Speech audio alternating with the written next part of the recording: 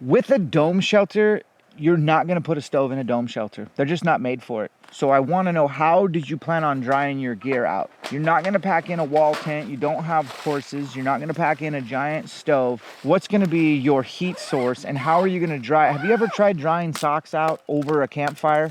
It ain't gonna happen. You're gonna get holes in it, you're gonna overheat, you're not gonna be able to dry out your boots. Nothing is gonna be dry, and it could make you succumb to quitting early and not staying out in the field and grinding it out. So the Peaks company, the whole premise is that you thrive in the backcountry, not survive. And if you want to thrive, weather should not mess with your hunt.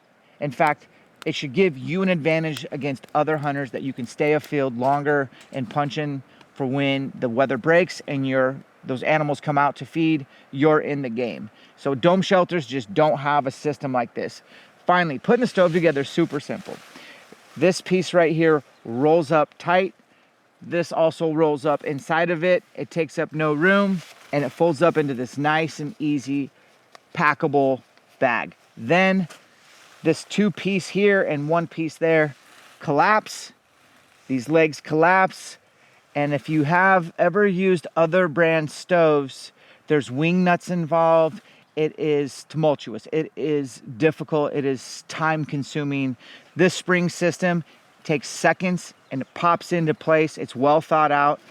The spark arrestor is awesome. You have a dampener in the bottom to control your heat source. I can't think of a better design.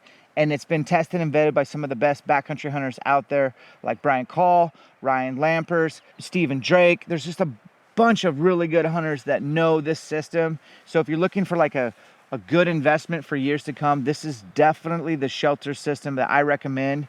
The other things that Peaks make that are noteworthy is their gaiters. We use them all the time in all our hunts, especially spring bear and fall elk when it's wet and you want to keep your socks and your boots dry, because nothing's worse than trying to get your boots dry.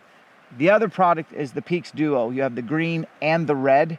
It doesn't matter which one you get, but that headlamp has 3 settings of brightness for the white light as well as the green or red light. And you can hold a button down, it'll flash twice, and it will stay turned off in your pack. If you've ever accidentally turned on a headlamp in your pack and go to use it and the batteries are dead, you're cooked. You need this system. It's awesome, it's affordable, and it's something that I can rely on. We spend a lot of hours in the dark hiking to and from places to hunt, or breaking down an animal in the dark, getting yourself back to camp.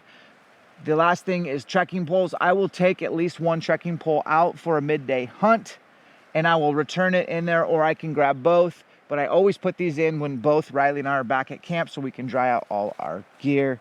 Peaks making some of the best equipment out there. Definitely think you should check this out. Wanted to show you our MTV crib style home out here. Again, we're about an hour south of Northwest Territories in the middle of nowhere, and we're doing kind of a backcountry bear hunt. It's been awesome. And yeah, if you wanted to know more, head over to our channel, ELKSHAPE Gear, where we break down a lot more gear. But this is just a fun way of showing you how we've been sleeping here at bear camp. So I bear hunt like, I don't know, potentially 30 days in the field a year. And a lot of my decision making is based upon, I don't want to sleep in my shelter because ticks are getting all over me while I sleep. I'm bringing them into the shelter. I don't have a tick-free zone. If you've bear hunted or turkey hunted, you know what I'm talking about. They're pretty rough, especially spring. So Peaks is like, yo, let's just make a nest. Now they got 2 nests. This is the full nest, which is what I'll be running for sure. They also make a half nest, so you can just imagine half of it can be your tick-free, bug-free zone. This is a huge upgrade for me. I believe Corey Jacobson requested this. Thanks, Corey, because I also hate ticks, and now I'm a little bit more opt to do some of that backcountry style bear hunting that I love. It's dear and near to my heart, with having all my gear outside underneath here, and a tick-free zone, a bug-free zone. Huge upgrade for you guys who own the Solitude. If you don't own the Solitude, start there. I recommend the one with Dyneema, but the sealed nylon is a good option as well. Enter the discount code ELKSHAPE. It'll take 10% off, and you will be dialed. This is the best system for the backcountry.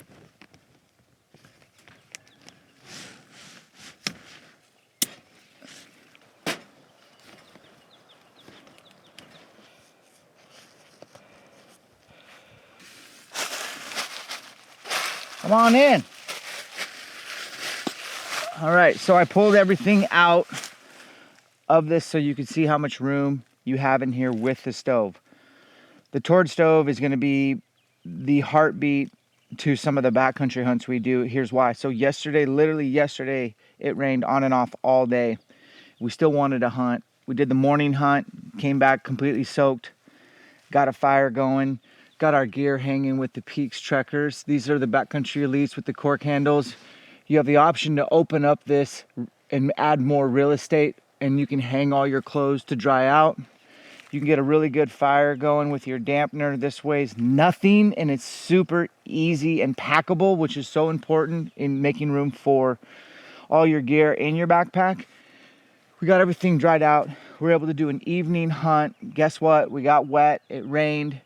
We were able to come back, get a fire going, lay out. So Riley's sleeping on this side. I'm sleeping on that side. We got our pad. We got our solid sleeping bag, 15 degree. And then back here, we have plenty of room for our backpacks and stuff. Got a fire going, got it cranking, lowered the dampener. It probably burned till a little bit past 1 in the morning. So everything was dried out when we woke up. And I actually had to kind of get out of my sleeping bag a little bit. It was almost too warm in here, which is something I want you to have in your back pocket, is the ability to dry out your gear and stay in the field.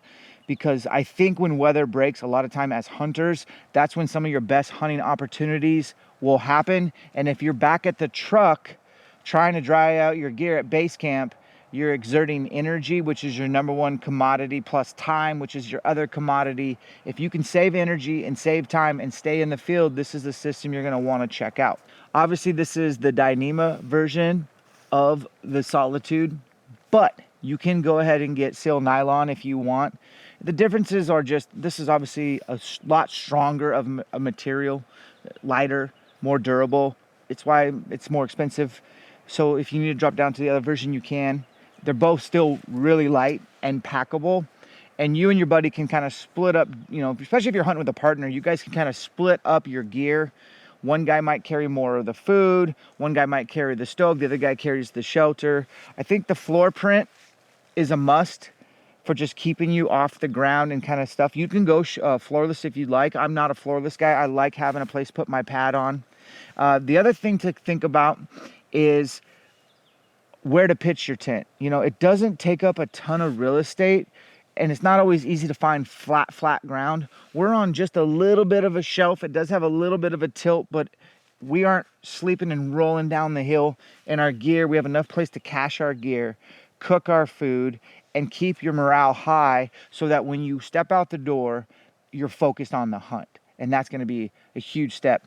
This pole right here is super light, made of carbon, easy to install.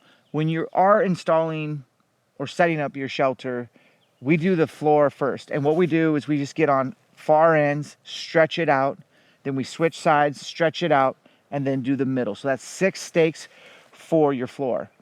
Once that's done, you have 4 corners to attach to the same stakes on the corners, and they're black on the outside of the shelter. And you just wrap those over and you'll have it upright. Then we typically will do 1 on each of the middles. Then we'll put the pole in, and finally we'll put our guy wires out and just kind of tighten, snug it up to where it's perfect. Takes you seconds to set up, and you're in the game.